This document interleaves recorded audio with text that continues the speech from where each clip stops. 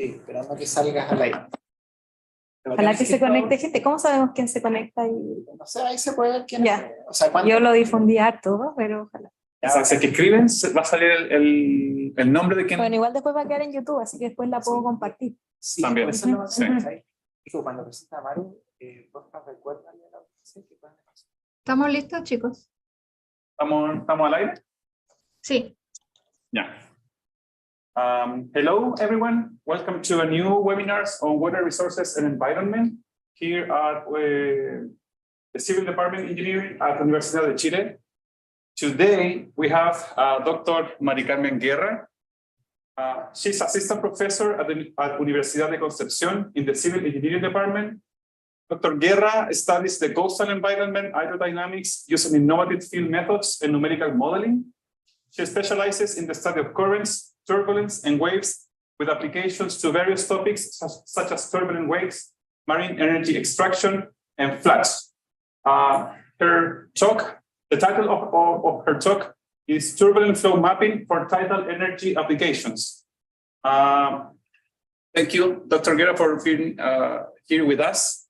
And I would like to remember to the audience connected online that you can leave your comments in the chat. Okay, so that's it. Okay. The floor is yours. Thank you, Nicolas. Okay, I'm going to share my screen.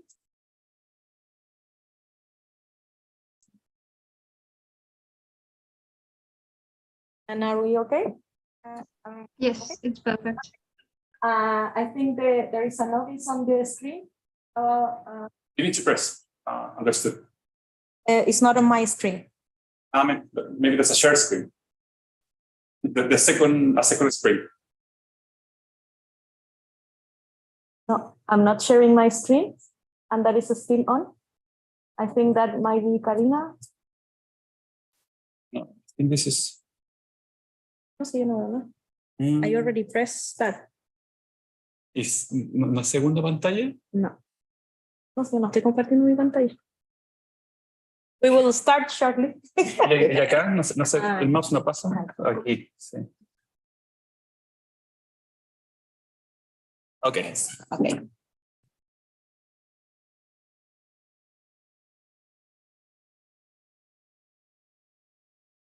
Okay. Maybe you can. There we go. There you go. Okay, perfect. Two computers here. Okay. Ready to succeed. Okay, so good afternoon. My name is Maricarmen, and I am an assistant professor in the Department of Civil Engineering at Universidad de Concepción. And I am also part of the Copas Coastal Center, Research Center at the Universidad de Concepción, which is an oceanographic research center for the Pacific, for the South Pacific. Today, I will talk to you about turbulent flow mapping for tidal energy applications, which is work that I have been conducting for the past few years. And the title is very explicit, so I want to explain it. So before I begin talking about research, I'm going to briefly describe what is tidal energy for those unfamiliar with this type of renewable energy. So this is a non-conventional source of renewable energy that we can extract from tides or tidally generated currents. As its name says, it is forced by tides, which makes it a reliable and very predictable source of energy, because we can predict tides or sea level change because of tides very accurately, because it's forced by the relative motion of the sun, the earth, the moon, and the sun. This type of energy has been developed for a few years, for many years. Like in the 60s, there were some dams built in the coast where they will use like the racing tide flow of water to fill a large reservoir and then release the water when the tide was flowing and then pass the flow through a turbine. That was developed in France and in some places in Canada, but it's not the approach that we're following now. So in the recent years, this idea of extracting tidal energy, more accurately tidal currents forced by tides, has been is in the early stages of development, but the main idea is to put a turbine directly underwater. So similar to a wind turbine, instead of being on land or on offshore and extracting power from the winds, the idea is the same, but building smaller turbines that we can put directly underwater with no need from a reservoir, no need for diversion as in traditional hydropower. Okay, so as I said, this is in early stages of development. There are a few turbines underwater that are extracting energy and connected to the grid. One important thing is that the available power that these turbines can extract is related to the cube of the flow velocity. In Chile, the best sites or potential sites for marine energy extraction that in the past we have evaluated their tidal energy resource available are Chacao Channel in northern Patagonia and the Magellan Strait in the Magellan region. Okay? So basically any tidal channel that, or maybe more tidal channels that we haven't identified yet. So the motivation behind this work is that tidal turbines are reaching a commercial or pre-commercial stage. They are not just drawings, they are now full-scale turbines that are installed in different places around the world. The same concept can be applied to rivers. So here we have a photo of a turbine called Regen, which is installed in the Quipchak River in Alaska. It's a cross-flow turbine. This is, of course, not installed yet. The turbine goes underwater. And then in the bottom, we have a floating array of 4 turbines. This is developed by Sustainable Marine Energy. They have installed their turbines both in the UK and in Canada. So we have some successful projects. But in order to identify where we want to put the turbines and when and where and to decide specifically how we want to put the turbines, we need to know the resource available. For that, we need to know the flow velocities and with hydrogen.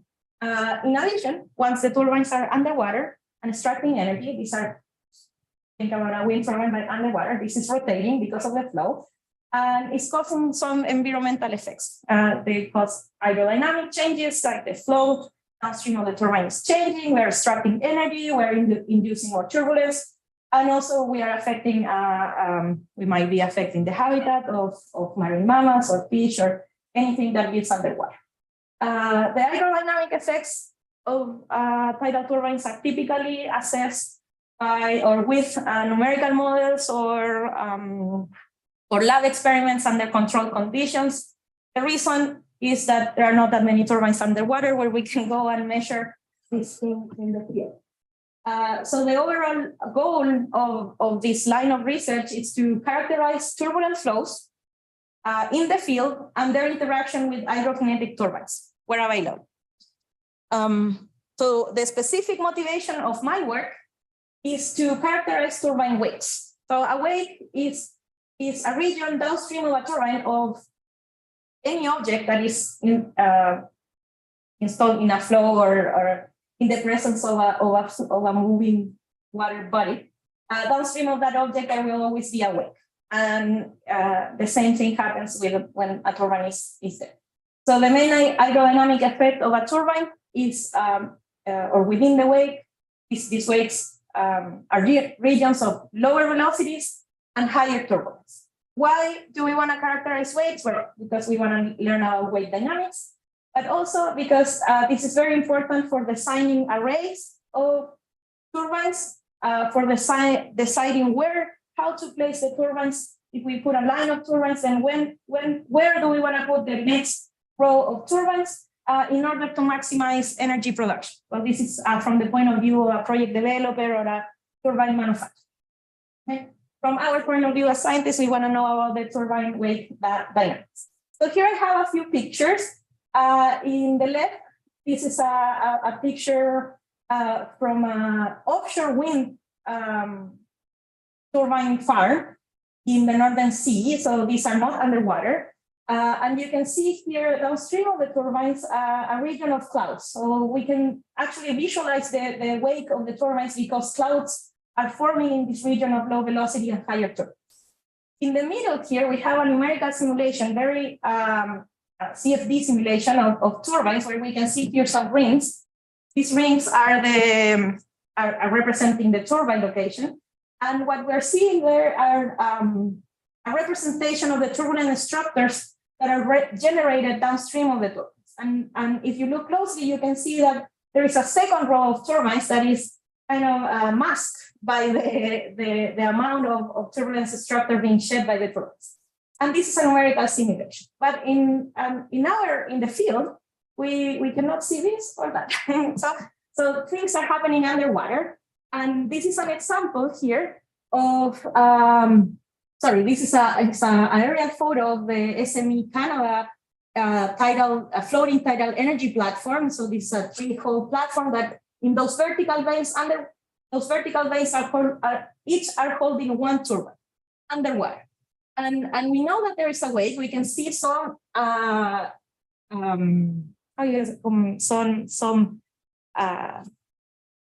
we can see some indication that there is a wake there because we can see some foam and the flow is changing if we compare it to the surrounding flow. But from the eye, we cannot see what's going on underwater. So the main goal of this entire research is to be able to measure in this region, downstream of the turbines, what is going on underwater.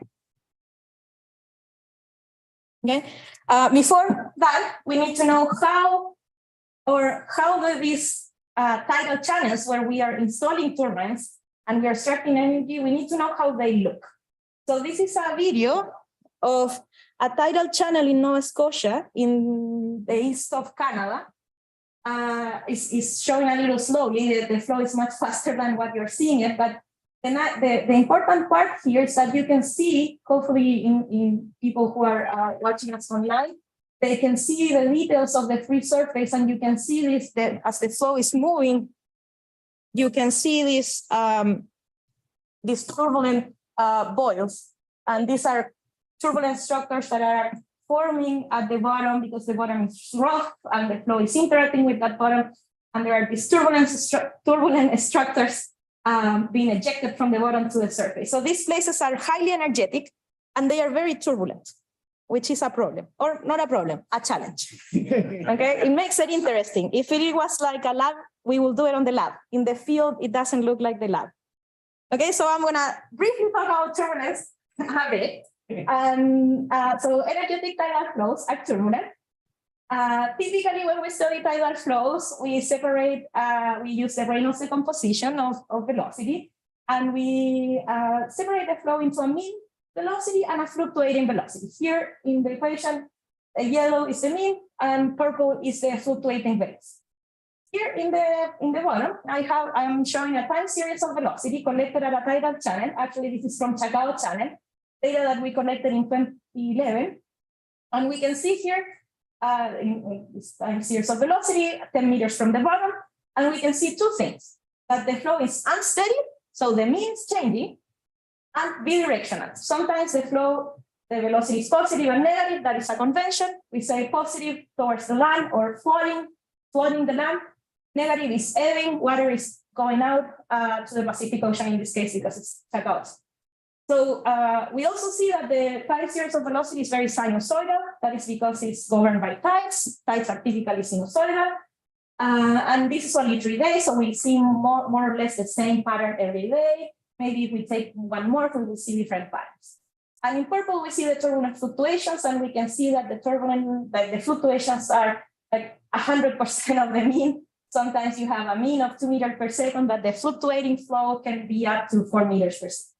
And that is important that we know the turbulence and we know how much the turbulence is and all the characteristics of those turbulent fluctuations and turbulence statistics, because that is important for designing the turbines. If the turbulence is too high, they can break the turbines and they reduce their life and etc. So that is another line of research that I won't talk today. Yeah. But one important thing is that these places are turbulent, and that it can also help with the wake, because when there is more turbulence, there is more mixing.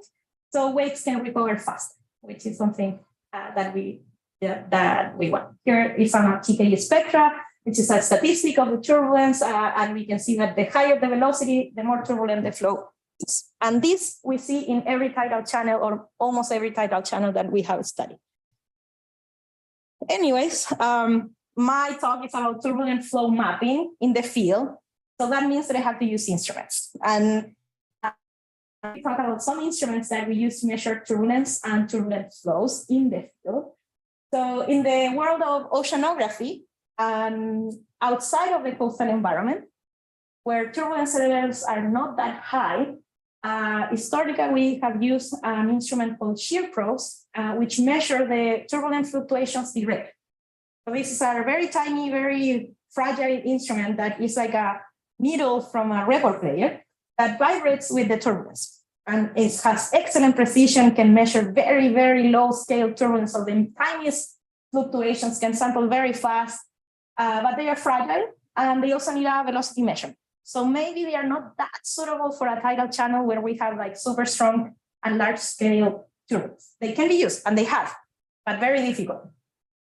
On the other side, and maybe most of you who are hydraulic engineers or civil engineers have used or have heard of acoustic Doppler instruments. The most widely used in the lab is the acoustic Doppler velocimeter, or ADV. That is an acoustic instrument that can measure velocities using the Doppler principle, and it has excellent precision. It has low noise, meaning that all the measurements are good, are close to the true value of velocity. They are great for turbulence. They are great for the lab, but they are somewhat fragile, and they only give you 1 point measurement, although there are some ADV profilers. But they can be used in the field, but again, challenging locations, very fast currents. We have used them in the field, but it's very hard. So now the most widely used instrument for measuring ocean currents and also currents in a river, depending on the size of the instrument or the characteristics of the instruments, are acoustic Doppler current profilers, or ADCPs. These instruments have been used for maybe 20 or 30 years to measure mean flow velocities.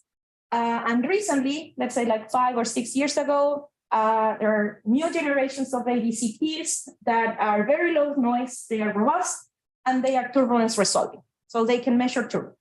And it's very similar to having an ADV, but as its name says, the profiler can give you measurements of velocity at different distances from the instrument. Specifically, in this work, we are using the Nortec signature 5-beam ADCPs. It has 5 acoustic beams, and it can sample really fast, and it can measure turbulence, and we have proved that a while ago and in published work in JTEC in 2017. So the ADCPs are the instruments that we are going to use in measuring these turbine wakes, because it's a widely used instrument. Tidal energy companies use them for measuring, for characterizing the resource, and they are widely used. ADCPs can be used in 2 main ways. We can play how we put the instrument, but typically they are used bottom mounted. So in the bottom, up looking, so the instrument sits on the bottom, looks up towards the surface, or covers the profile, covers the entire water column or most part of the water column. And we can use them to obtain time series of velocity at different depths, velocity profiles, same thing. Now we can use them to obtain turbulence statistics, but at a single location in space. So we can get the entire water column sample for a long period of time, but at a single point. Because sometimes we put them horizontally and we can do the same looking horizontally, but it's still one location. The alternative is to put the instrument on a moving or on a mobile platform. Typically, research vessels have an ADCP looking down, and we can measure velocities from these moving vessels as they move around. And they can provide us measurement of velocities both in space and also in time, because as we're moving, time is passing. And in hydraulic engineering, they are also widely used for measuring discharge. So we measure velocities across different cross sections, and then we can integrate that to obtain discharge. So here I'm showing 2 examples, one from a bottom mounted ADCP in a tidal channel. So that's why we have positive velocities and negative velocities, very sinusoidal free surface, so that's a tidal channel. Here we have an example of data from an ADCP from a moving vessel. We have a picture of velocity in 800 meters, in a transect that was 800 meters long. And we can see here the spatial variability of the flow. but for a short period of time. Another alternative, and this is what we have been using for the past few years, that is instead of putting the ADCPs on a vessel, that is a control vessel that someone has right, we have installed ADCPs on drifters, specifically surface following drifters, which we can let or we can release in a moving body of water, and then the drifter will follow the surface current, and as it travels, the ADCP is looking down from the surface to the bottom, and it's recording velocities as it's moving with the flow. Okay? Here is an example. This is a sketch of our very simple drifter that we use in this work. The ADCP is measuring along different acoustic beams, measuring velocities. And this is an example from the center beam, which is looking directly down. So it's a proxy for vertical velocities. And we can see as it travels, it records the vertical velocities at different time steps or also at different locations because this is moving. So this is moving with the flow. If we bring that to our problem, we have two challenges. We have these instruments, we don't know that it's turbulent flow, and in summary, we have two challenges. One is that tidal channels. In tidal channels, the flow is unsteady, and also that in the field, we have very important spatial gradients of velocity. So we need to use mobile ADCT measurements to characterize the flow. Otherwise, we will have to put many instruments, but on fixed, which will give us extremely great time resolution and good velocities with very good time resolution, but at only one. So we have done two things. We have done the typical thing of doing control transects from a vessel, which is something kind of common in the field of in the coastal environment and the field of oceanography. We are doing this new method of instead of doing a control vessel measurement, we use drifters, where we release the drifter at a single location, we let it drift, and then we pick it up when we want to, and then we go back and we release it again. And the idea is to map an area using these drifters. If we had multiple drifters, it would be more easy, but in the experiments we have done, we have used a couple of drifters, and we have done at least 300 or 400 releases. There are also some other experiments where they release the drifters and then they let them flow for weeks and for days, and then they get the data back. I don't know how long am I going, but I'm going to keep going. I think I'm on a good pace. But a few things about the ADCP drifter measurements. So we are all in the same page. The drifter is traveling with the flow. So what it is measuring is velocities with respect to its moving velocity. So this is it will be sort of a Lagrangian measurement where you are traveling with the flow, and then whatever you move, you are traveling at the surface, the instrument is traveling at the surface, and then what it's measuring are fluctuations with respect to its moving velocity. Okay, so first we need to do that to obtain the true water velocity. We need a measure of the drifting velocity of the instrument, which we have from a GPS that we installed on board the drifter. And then we can convert what the instrument is measuring. We can use the drifting velocity, and we can get a measure of the Eulerian velocity at every location, at different locations where the instrument is passing by. So we also have, since we have the GPS, we know the location and the timing of each velocity profile, and we also know how fast the instrument is traveling. From the ADCP, we record the raw data from the ADCP, from which we can obtain turbulence parameters. This is something very fast in the field at 4 Hertz or at 8 Hertz, or even we can go into 16 Hertz. We are measuring every half a meter or every quarter of a meter, we get a profile in space, depending on how fast the instrument is moving. So this is again the same example of the horizontal, we call it the horizontal and vertical structure of a long velocity over a drift trajectory. This is now know that this is the x-axis is no longer time, now it's a location. And here we have an example of a velocity profile that we can reconstruct from what the instrument is measuring and how fast it is moving. And we average it over a short length or a short period of time to obtain a mean velocity profile representative of a portion of the trajectory of the tree. Sorry, what do the bars represent? So since this is an average over, I don't know, maybe 10 seconds of drifting, the bars will be standard deviation within those 10 seconds, showing that the profile is changing in time, in space, but also in time. Tidal flows are non-stationary, so but we assume that they are stationary for periods of 5 to 10 minutes. Okay. Another thing that might be a little hard to follow, but it's very important when you use drifters, and this is something that appeared when we were on the field, is that when you have something at the surface, and the surface is not just traveling, but it's also moving, or if the wind is blowing, there are waves, or there are turbulent buoys that make the buoy, since it's following the surface, the buoy is also tilted. So that causes a contamination on the data because of the motion of the buoy.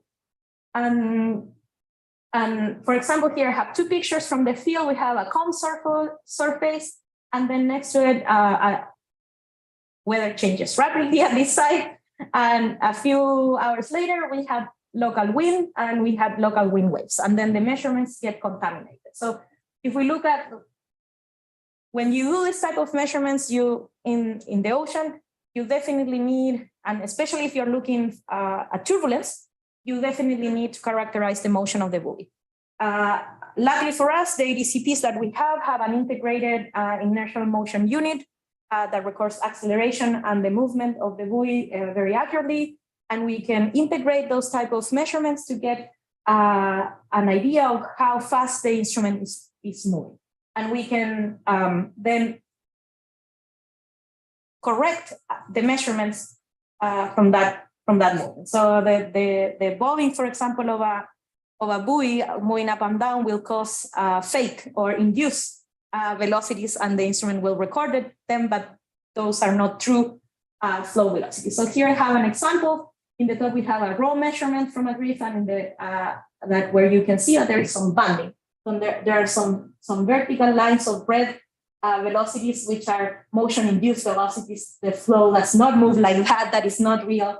And then with our method of using the IMU, we can estimate how much the instrument is moving, and we can correct the velocities to remove those motions, and then reveal the true flow structure. So that is a very important step in processing this type of data, and it's something that you need to be very careful. And it's also one of the hardest steps on doing this kind of measurements. Anyways, now let me show you some examples. And let's get to the fun part of it, because all of that was measurements and instruments and methodology. But methodologies are important for getting what we want. So the first time we tried this type of approach was not in a tidal channel, was actually in a river. And we used it to map a steady turbulent flow. So basically, we wanted to map a portion of a river, specifically the Quipchak River in Alaska. This is Alaska, a map of Alaska in the US is at the top left, and a zoom-in view of the location of the river, which is downstream of the Iliamna Lake. And here is the river ridge that we were studying. So the flow in this photo is from top to bottom. It's colored by bathymetry. And then I have defined a local coordinate system that we will use for studying the mission. So the Quipchak River is 5 meter deep at the location of study. It's about 150 meter wide, and the velocities are about 2.5 meters per second at the river side. Why did we measure here? Because ORPC, Ocean Renewable Power Company, deployed their turbine, the first version of the turbine in 2014. These pictures are from 2015.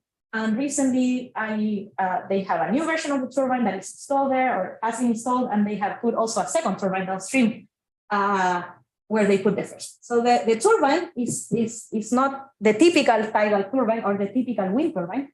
Rather, this is a somehow different. It's a cross-flow turbine, so it's more like a lawnmower that goes underwater. It's 12 meters wide. It's 1.5 meters in diameter. And the entire structure is about 5 meters. So this or maybe less, but covers the entire water column. This what we did here, and here this is I forgot that I have put on this video, but we had the drifter and we put a GoPro camera on it to see how the turbine looks underwater, just for fun. So I'm just going to show you so that you have an idea. So the camera is traveling with the flow, and there you can see there the turbine rotating, and then you can see bubbles, there's air entrained in the wake, and then the drifter passes over the turbine and can measure velocity. I don't know if you can see it very well, but it's there, trust me, okay? Anyways, so here in this first experiment for mapping a steady turbulent flow, we use a beta version of the Swift buoy before Swift buoy. The Swift buoy is a buoy that is meant to measure waves. And we were testing here if the signature ADCPs were good enough for measuring turbulence and velocities while moving. So now that the buoy is very, very fancy, but this was the first approach with the signature, Nortec signature ADC. So we went onto the field and we said, like, let's try this. We had to measure the wake of this turbine. We cannot put 10 or 12 ADCPs downstream or ADVs, but we have this drifter and let's try it. So we did about 350 releases over 1 week while there were no floods, nothing. The river was mainly stationary, and we did experiments where no turbine. So prior to turbine deployment and then after turbine deployment. So basically what we did was we had this very simple drifter with the ADCP down looking, a few two GPS, fast sampling GPS antennas attached to it, and then we let it flow, and we release at different points in a cross section upstream of the turbine, and we let it drift. And these in red are the trajectories of some of the trajectories of the ADCP or the drifter. Then, and here I'm going to skip a lot of steps. But assuming that the flow was steady or and also stationary, we wanted a way of putting all this data together. Okay, so not just having single trajectories and then looking at the flow. Oh, here the flow is this, here the velocity is that. We want to make like a picture of the river. And what we did, or what I did, was to organize all the data into a regular 3D grid, very similar to what you do in a 3D numerical model. So we got the reach of the river, we defined the shoreline, we defined the bottom from the bathymetry, but also from the ADCP can also record the bottom, so we can also record the bathymetry. And I decided, okay, let's do a grid, let's define a resolution, and we defined it like a 5 meter by 5 meter in horizontal. It was 2 meters, I forgot. But maybe 5 meters and 5 meters and half a meter on depth. And then let's grab all the data that we have from the ADCP drifters, which are velocity profiles that have a location in a space. They have a depth because we have velocity profiles, and let's put each one of those measurements in one of these little grids. And then everything that falls into a grid, we can take an average. And we can say, and we can estimate grid average parameters. I hope you follow me, because that's the main aspect of this work. But I think it's better explaining words. Anyways, after we do that, we put all data, even if we collected it yesterday or tomorrow, doesn't matter, because the river stationary, and we assume that every little profile is similar to the one that you collect after, and if they are in a similar location, we can average them together. And we can get a picture of the flow. So here I am showing a result from this, and I'm just picking some cross sections of the river, and on the left we can see different cross section colored by flow speed, different cross sections of the river colored by flow speed. Note that now the flow is from left to right. And then you can see the typical distribution of velocity, faster flow in the mid cross section, zero flow or zero velocities at the bottom, as it should be, and then slower flows to the banks of the river. And we also validated this data with stationary measurements and did all that work, and that is published in a 2019 renewable energy paper. And here, the nice part, what we were looking for. We were looking to find the wake and to study the wake of this turbine. And it's the same figure, same cross sections, but now the turbine was in place and was extracting energy from the region. And here you can see here in this, and I'm going to show it to here. You can see this region of slower velocities. So green is 1.2, red is 2.5. And here you can see here this persistent area of slower velocities. And that is the wake, and that is because energy is being extracted, but also the flow is being obstructed by this massive turbine. Okay, so if we look now, and now I change again the view from the river, but this is a plan view from the river, flows from left to the right. And these are maps of velocities in this river ridge. This is for a depth, it's called hop depth, which is a depth that the turbine axis is located. So this is about 2 or 3 meters below the free surface. And we can see on top, when there was no turbine, typical flow velocities from a river, typical distribution of velocities. And then when the turbine is in place and extracting energy, we see again this wake or this area downstream of the turbines of reduced velocity, and we see very slow recovery. This wake was very persistent. It didn't recover. If it did recover, we didn't get to measure it, okay? Because we measure about 200 meters downstream of the turbine, and we were still seeing the wake. That is about, so if the diameter is 1.5 meters at 12, at the width of the turbine is 12 meters, it's about 20 widths of turbines, which according to numerical models, wakes should be recovered by them. In the field, they were not.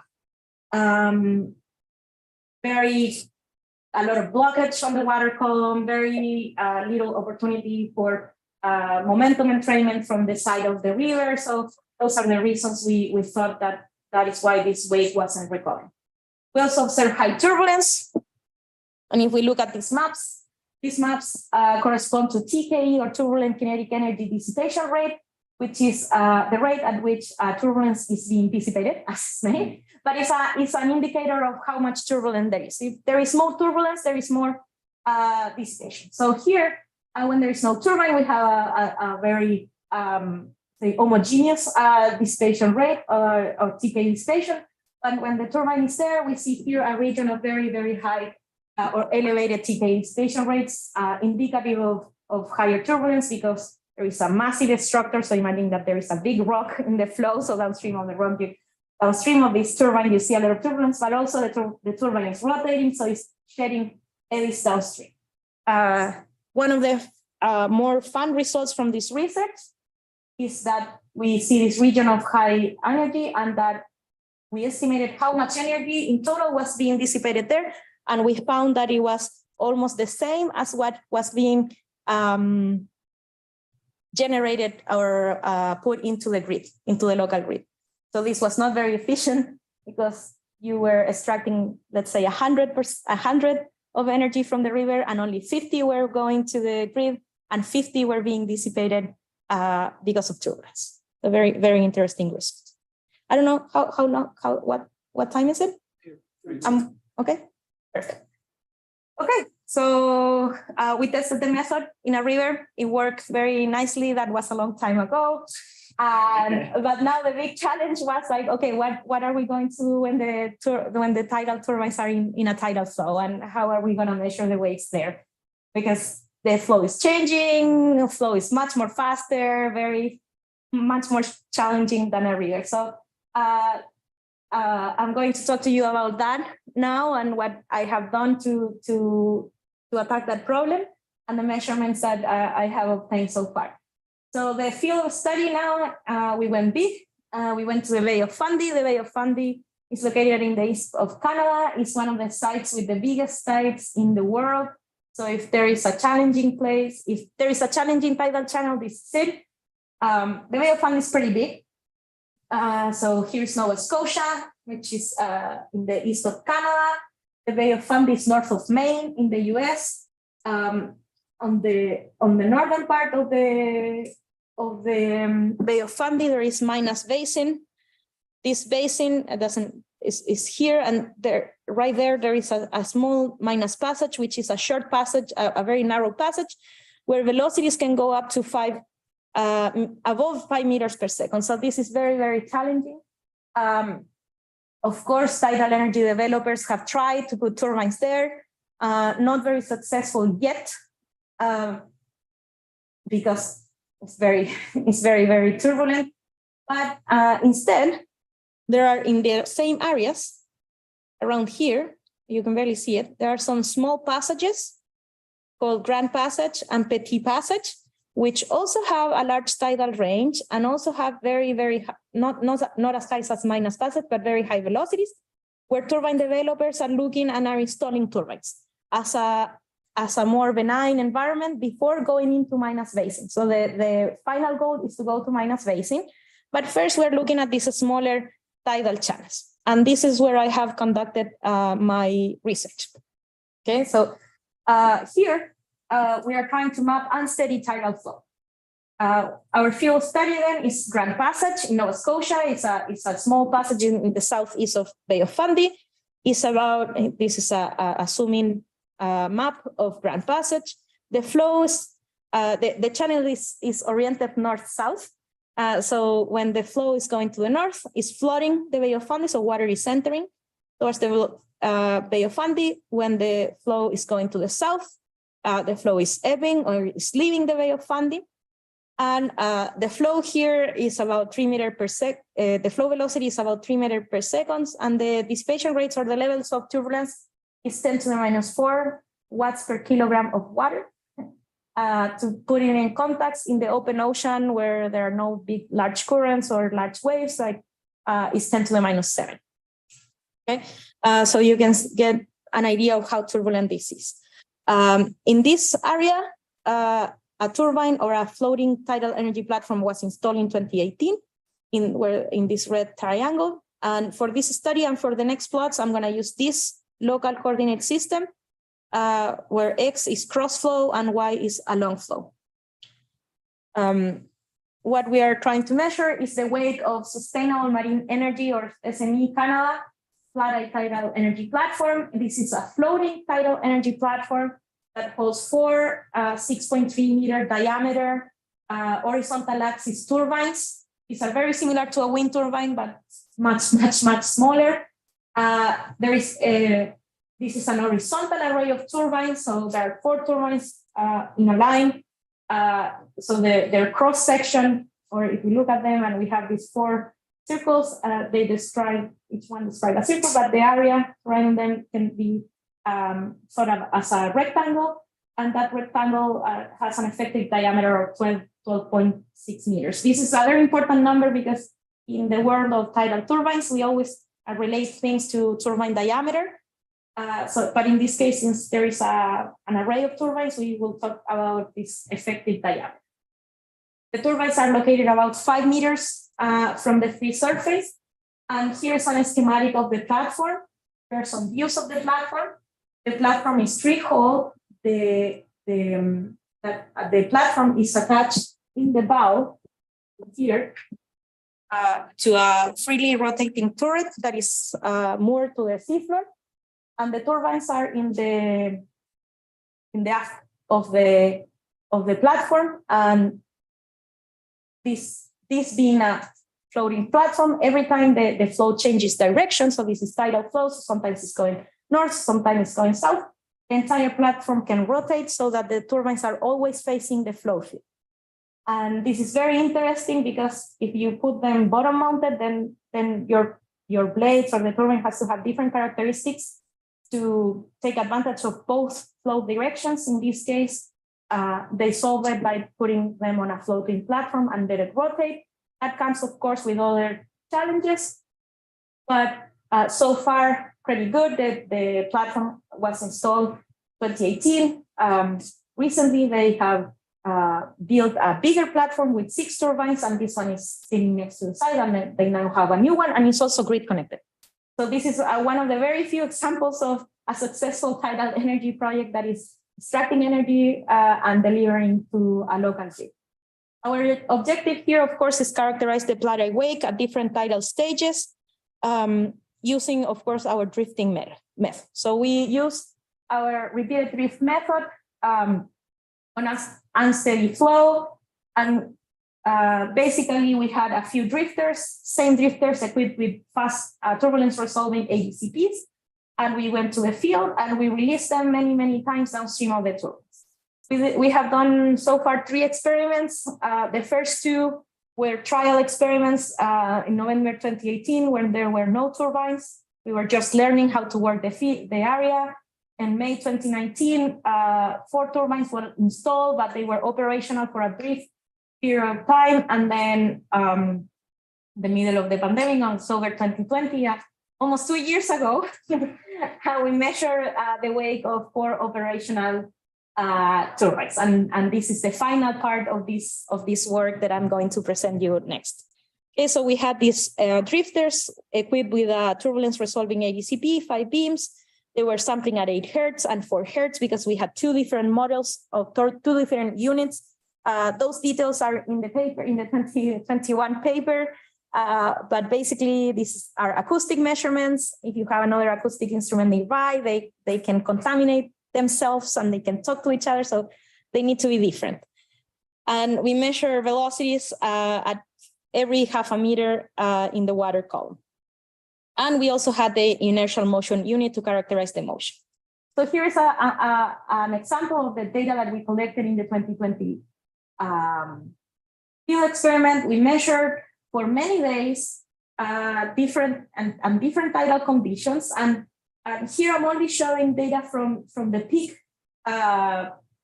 stage of the tide, where we measure where the turbines were fully operational, and yes, fully operational. Okay, so we collected, this is a time series, very similar to the time series that I showed from Chacal. This is from a current meter installed on board the platform. And here in the darker line is the mean velocity, and in blue are the fluctuations. In green are the times where the drifters were released, and the velocity that they are marking is their average drifting velocity or average drifting speed. So here negative are F measurements, positive are flood measurements, and we measure flood in a single tidal cycle for this experiment, or for this example, because we have other flood measurements but at lower velocities. But here we measure a flood one tidal cycle, and on L on 2 different tidal cycles. But since this is highly sinusoidal, highly cyclic, we can assume that these measurements can be combined with the next tidal cycle, and we can get an idea of the. On there, I have a map in the local coordinate systems of all or some half of the, actually are half because one instrument of the drifter trajectories colored by drifting speed for flood, the same for ebb, and we have a pretty good coverage of the area around the platform, always downstream. In this case, we could not go over the turbines because of safety issues. So we had to release the drifters just downstream of the turbines. On the top, the position of the turbines. I won't spend much more time because I want to get to the end of it. Anyways, here, some examples of single drifts and how interesting the data is for us. This is actually from the 2019 experiment that we were on the water and the turbines were rotating, and they told us that, okay, we're going to stop the turbines. They have the ability to brake. It's not to brake to break them, but to brake to stop the turbines. So they did that while we were on doing measurements, and we were able to release the drifters again after they stopped the turbines. And here we can see the difference in the velocities and in the vertical velocities as well, when the turbines are there but are not extracting energy, and when they are extracting energy. And here There I have an example of an average velocity profile along these three trajectories. And here we can see that the turbines are near the surface. Their hub depth is -5 meters. So we can see in the top portion of the water column are reduced velocities. Okay, so here velocities are negative, so the flow is going in this direction because this was on air. And there we have the reduction of velocity, so that is the wake. And then we also see a small wake when the turbines were there, but not extracting it. Most interesting to me is that when the turbines are off, we have some structure of the vertical velocities. When the turbines are on, all these nice structures of coherent structures of velocity are appearing. These are eddies shed from the turbine blades and from the turbine hub. We see here that this the bottom is the water is getting deeper as we move downstream of the turbines, and we see these structures being tilted downward. And here we have a negative one and a positive one that is indicative of an end. Okay, so very, very good that the raw data is already showing aspects of the wake of the turbines. Here are some more examples. These are from the 2020 data set. On top, we have a long channel velocity. In the bottom, we have again the turbulent, the vertical velocity structures, and these are drifts released mid-wake, so in the middle of the platform. And then we have for ebb and for flood, and we can see the difference between ebb and flood. In terms of the vertical velocities, I'm going to start down. Same thing that we saw in the previous year. So as expected, we should see those structures or patches or regions of elevated vertical velocities shedding downstream of the turbines. On the top, we see that yellow region very close to the surface and close to the turbines. The turbines are kind of at -35, and we can see the wave very clear. On flood, we see similar patterns, but the structure seems to be higher or larger in the vertical velocities, but also in terms of the long channel velocity, we see a very strong wave, and then we don't see it anymore, which is something that I'm going to show next. I'm not going to jump into that. Okay, so those were data from single drifts, and now we have hundreds of these drifts, and we want to put them together and get a more accurate description or more mean or average description of the wave. So what we do to tackle the unsteady flow problem is that we take the data from the current meter, and we assume that we can group data by mean flow velocity, or by inflow, or by tidal stage base. So we say that, okay, let's assume some stationarity, and let's assume that if the flow velocity, for example, is between at the current meter, so that is at the turbines, is between 1.8 and 2 meters per second, just upstream of the turbine, sorry. We can group all the data from those drifts together and create a map. And we can assume that when the velocity is within that range, we can assume that this is a picture of what's going on the flow. Then we do another beam from 1.9 to 2.1, then we do one from 2.2 to 2.2, etc. We have like 50 of these velocity ranges or velocity beams, as we call them. Then, for example, here, these are all the drifts that were collected during flood when the velocity at the current meter, which is just upstream of the turbines, was between 1.8 and 2 meters per second. And these, we checked that they were consecutive drifts and they were belonging to the same period of time. And the first thing we can see that this is colored by drifting speed, that we can see here, a region of slower velocities, even reaching the surface, which should be the wake. We do this for all the drifts and for the entire tidal cycle that we measure, and we produce, and then we put them together, and when we follow the same approach as we did for the steady data. So basically now we have the same map, but for different tidal conditions. And here I'm showing some examples. So we do again the horizontal organization of the data in an horizontal 5 by 5 meter square grid.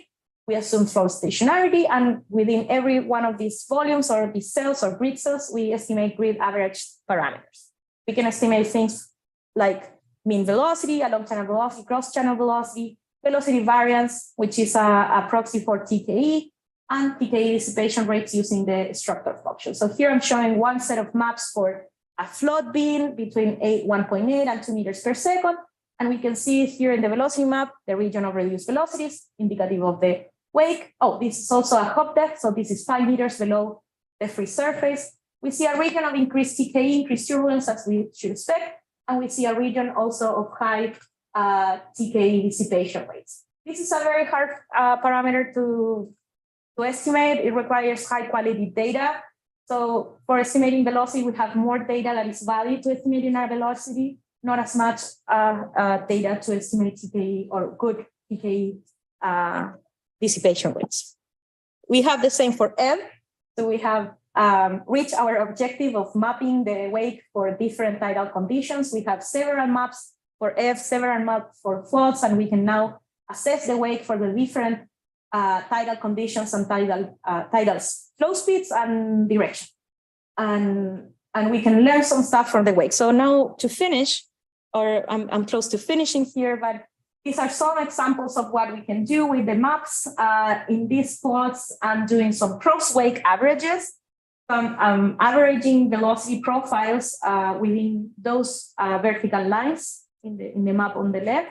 And I'm also averaging data outside of the wake to the east and to the west of the wake. This is for flood.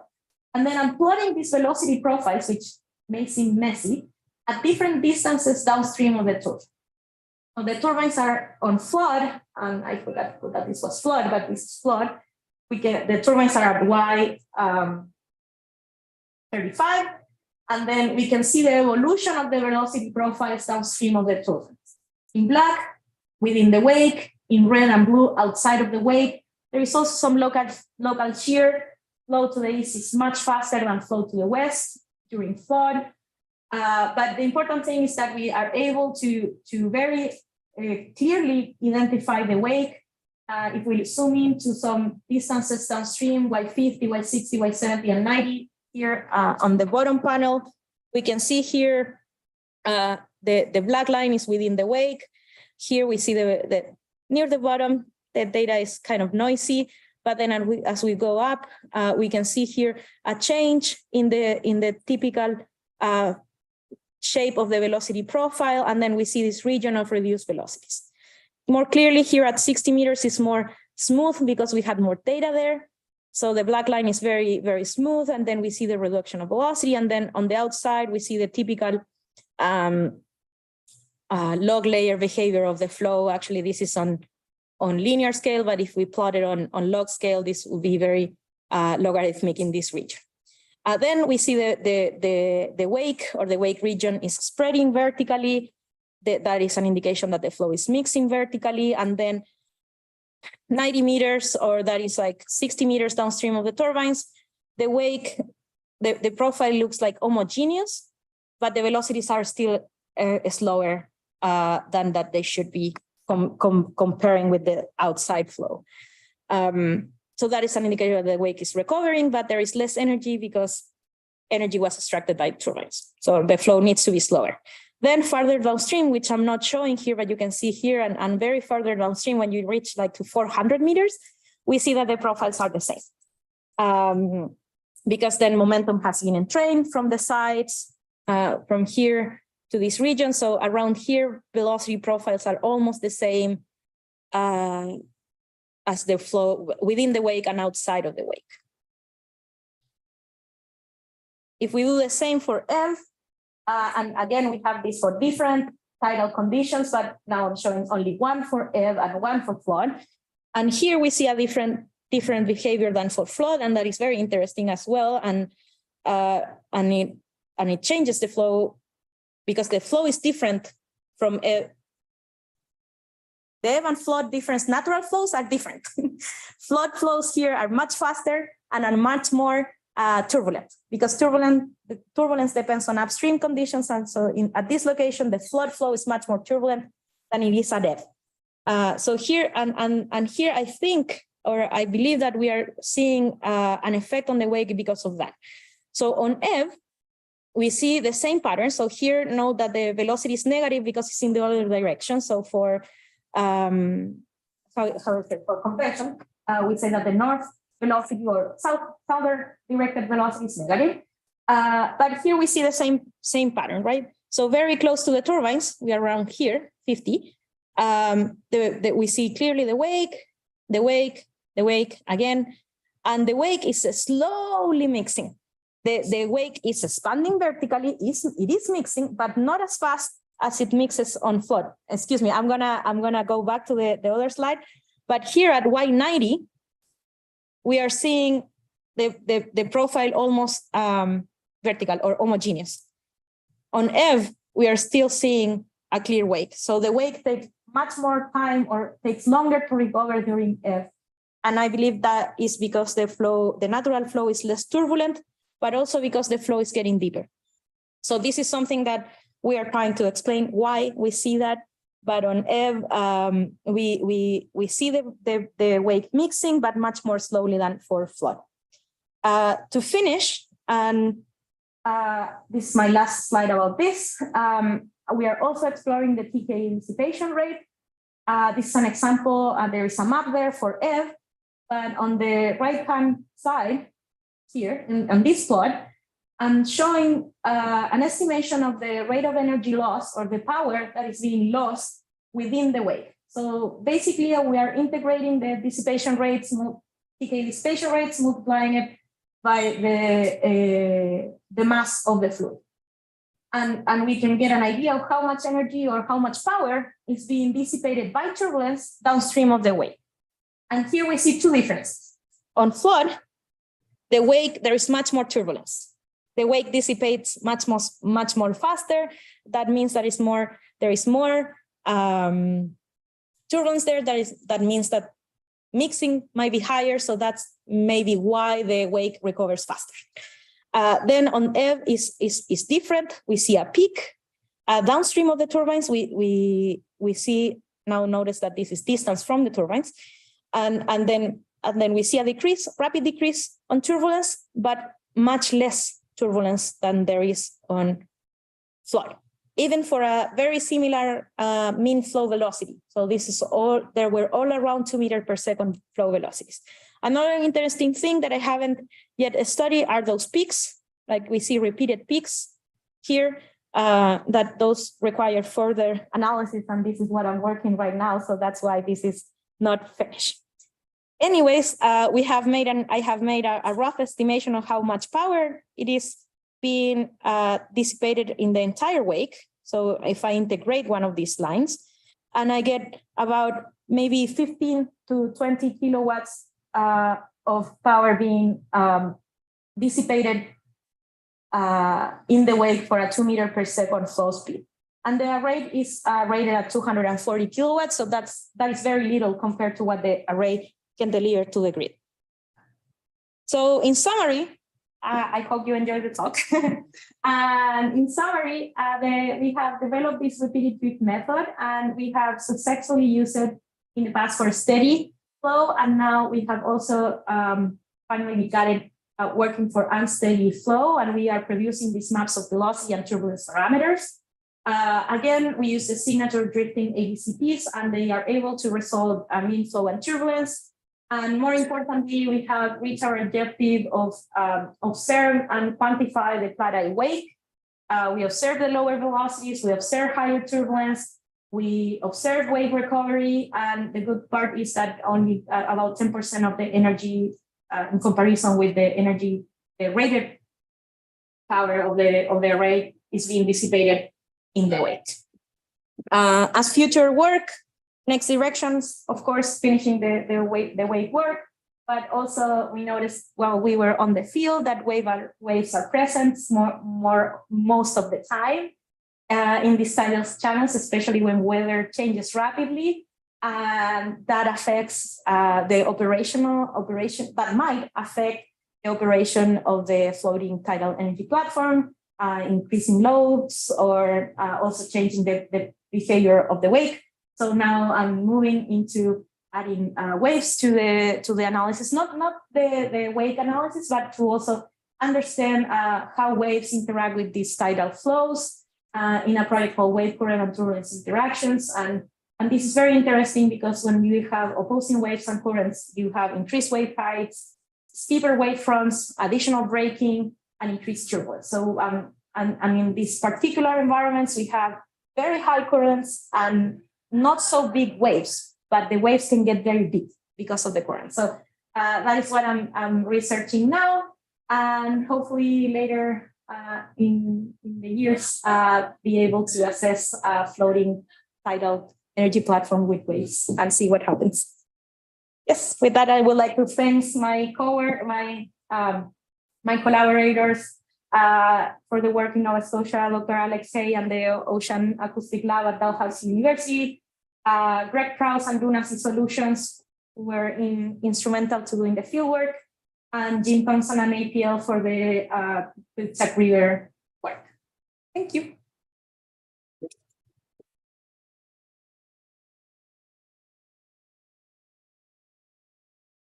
Thank you so much, Dr. Guerra, for your interesting presentation. This is not my area, but I think I understood almost everything. So thank you for keeping everything simple. Yeah.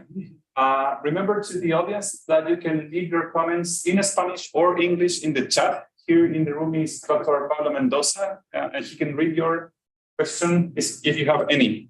So I don't know if Dr. Mendoza question, because I do, but do you want to start first? Yes, I want to start with a very basic question. I think you have to talk. Can you talk louder? Yes, I can talk louder. Thank you very much.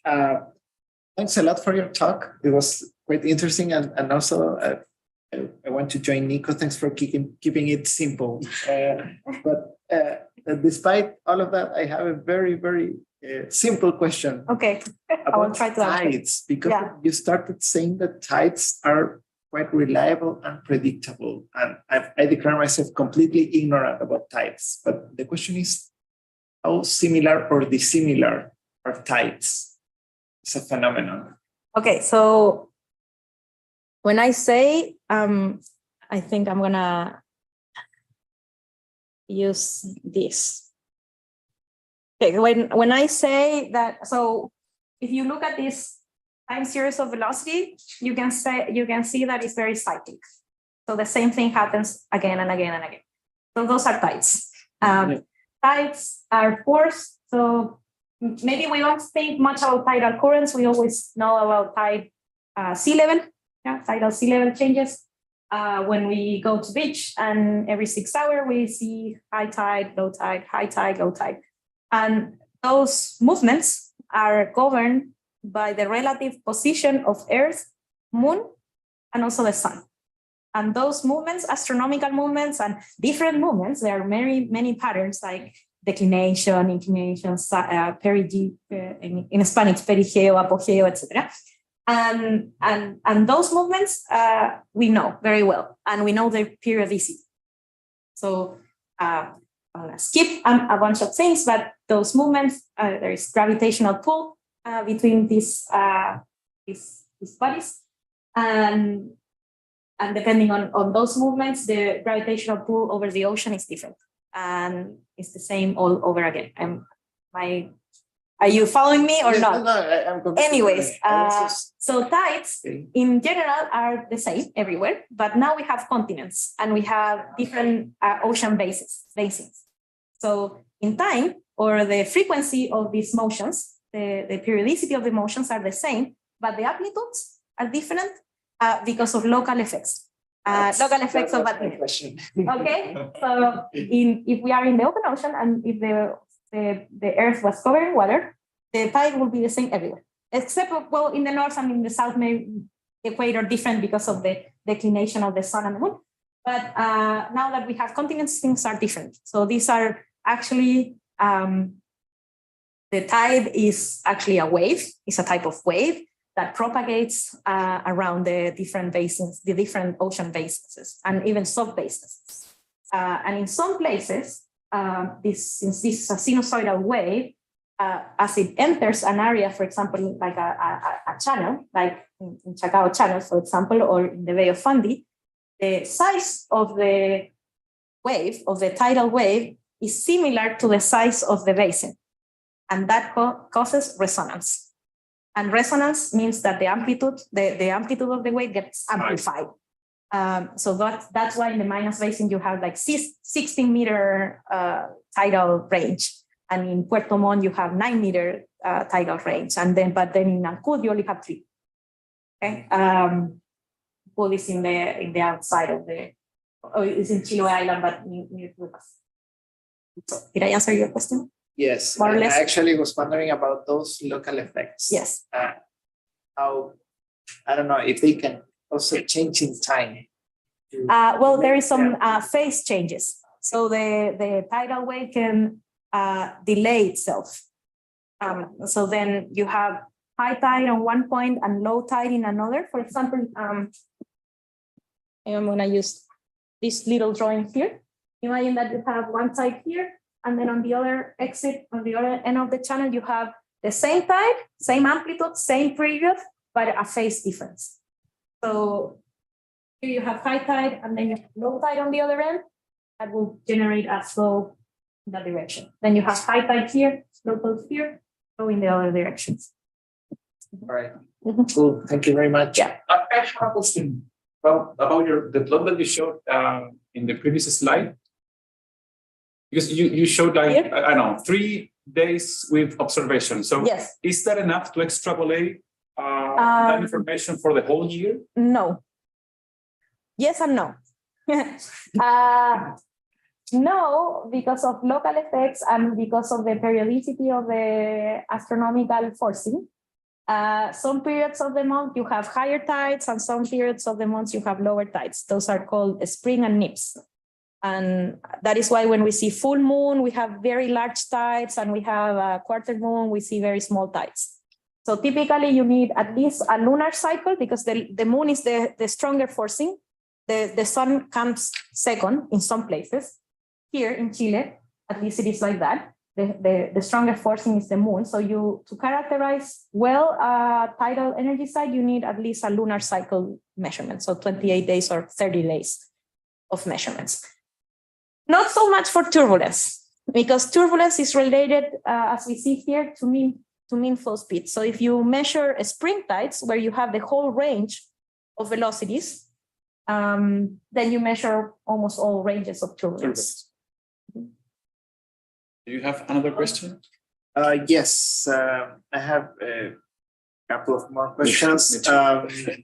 So also at the beginning of your talk, you were mentioning a couple of examples of places with large hydrokinetic energy, the Chacao Channel and the Magallanes. Strait. And the Magallanes Strait. Thank you very much. Is there any relatively simple way to identify such places? Yes, so the simplest way, I don't have it, well, I could look it up, I can show it to you later. But the simplest way is to look at the tidal range. So tidal gauges, or mariógrafos in Spanish, are installed almost everywhere. And there are some very good databases for tidal range. So typically, if you have a large tidal range, that will be in an area that is close to a channel. So I will say that for good tidal energy, you need a narrow channel and a large tidal range. So if you go down to Patagonia, for example, that is full with passages and channels between islands and fjords. Fjords are another thing because they are very slow, some of them. But if you have like, well, Chacao Channel is very obvious, but it will be like the main example, because you have the Pacific Ocean on one side, you have very large tide. If you compare the tidal range outside and the tidal range within the Chacao Channel, like in Reloncaví Sound, for example, and you see a large difference, then you have large tidal currents. That has to happen. And the same thing you can see around the world. There are not that many places with large tidal currents. That's unfortunate. Because it's very reliable, because we can predict the tides very well. The other alternative is that there is this large map from satellite data. There are some missions that were meant to measure tidal elevations.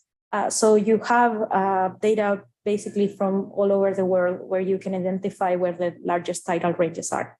And it's in the Pacific Northwest, in Alaska, in the east of Canada, in the northern part of Europe, around Australia, in the Patagonia region. I imagine some places in Asia that I haven't yet looked at, but it's very clear where they are. Okay, thanks. More questions?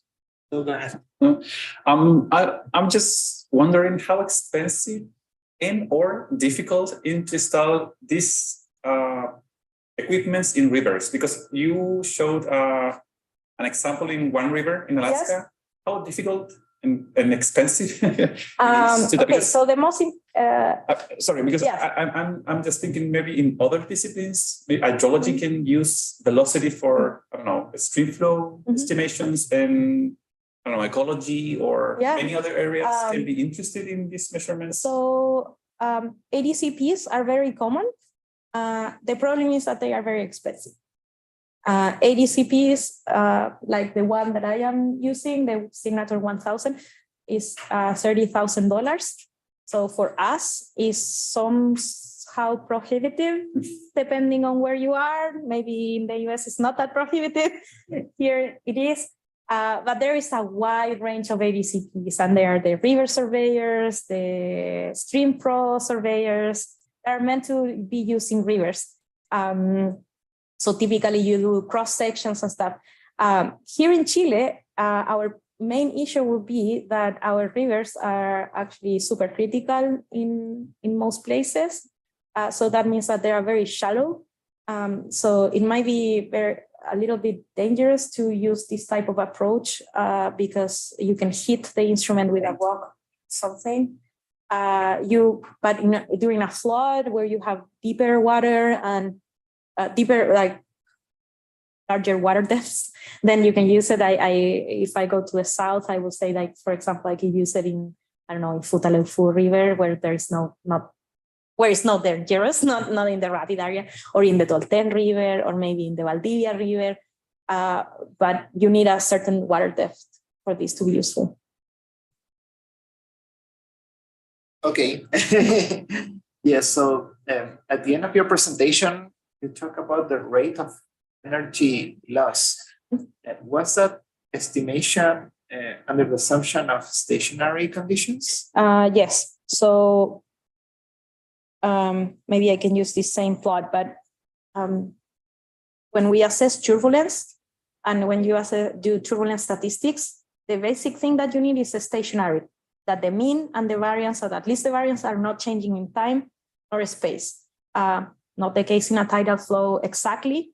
That's why we have to organize by mean flow condition, and we make this strong assumption that the variance and the velocity are not changing in short periods of time. So we assume stationarity, and we also make a big assumption of spatial stationarity to be able to estimate TKE dissipation rate. So basically, we put many velocity profiles in a grid cell, and we say, like, okay, in 5 by 5 meters, I'm going to assume that in this area of 5 by 5 square meters, things are stationary and are homogeneous. And that is an assumption that we have tested in the field how spatial gradients of TKE are. And in that side, it's like about 100 meters. So maybe in a 5 by 5 meter, we're okay. Is that your... It's a very turbulent mathematic, I guess, a statistic question, because problem. I was also thinking about the global changing conditions. Yes. How is that supposed to affect that assumption that is already strong? Yes. So this is the plot that Pablo is asking. Here in the left, I have the map of TKE dissipation rate that is for one single tidal condition. So that is for when the velocity, upstream velocity from turbines is about 2 meters per second. So I grab all the data that was collected at that tidal stage, and I put them together by space, in space, and I estimated TKE dissipation rate. That is a big assumption, that I'm taking a photo of the flow for that main flow condition, and I'm not using data that was collected, for example, when the flow was 1 meter per second. I'm analyzing that separately in another map. And also I am assuming, well, I'm making a map because I cannot assume that things at Y0 are the same that as Y300. Now here in this plot, I have integrated everything. So I have just summed. I just did a summation of all the TK dissipation rates within the wake at different distances from the turbine. And I multiplied, to get the units right, I multiply by density and volume to get a mass, because TK dissipation rates is in watts. That unit is equivalent to watts per kilogram. Okay. So if I multiply by a mass, and then I get watts. And that is what I'm estimating. So I'm summing, I'm adding up all the dissipation rate, all the dissipations within the wake. And then if I sum it, if I make the summation of it over different distances, then I can get how much energy is being dissipated every instant, because it's in kilowatts, so it's energy per time. So the turbines are supposed to work at 240 kilos, they are rated. So the maximum power that they can deliver to the grid is 240 kilowatts. As they do that, or less, probably less, much less, the flow within the wake is losing an extra 19 kilowatts of energy because of turbulence, just because of chaotic. We are on time, so we need to leave the room in a few minutes. So thanks again, Yeah. Dr. Guerra, for the presentation. Thank you. Thank you for having me. And Anytime. yeah. And just remember, our next speaker is Dr. Catherine Lizama, and the title of her presentation is Constructed Wetlands as a Nature-Based Solution for Water Pollution Control, Performance and Perspective for Arsenic Removal. So that's on October the 27th. So thanks again, and see you soon.